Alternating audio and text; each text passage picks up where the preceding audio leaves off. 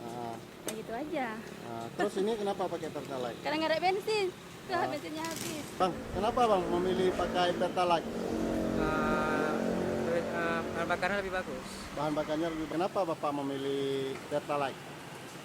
Pertama dia harganya lebih terjangkau, lebih kuat, mesinnya lebih bagus. Lebih bagus, Bang. Biasanya pakai premium. Terus ini kenapa pakai Pertalite? Pertalite-nya karena nggak ada premium. Hmm. Sedangkan di SPBU lain kok ada. Contohnya di Alawi. Dan Berarti- saya waktu servis kalau pakai Pertalite sering rusak karburatornya.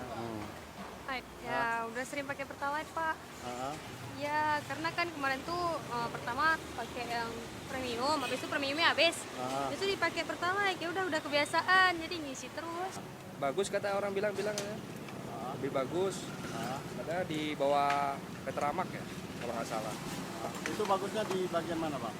Bagian pengapiannya Pak, bagus Pak. Pertalite karena Pertalite lebih bagus ya, Lebih bagus. ya, daripada premium. Apanya yang lebih bagus bang?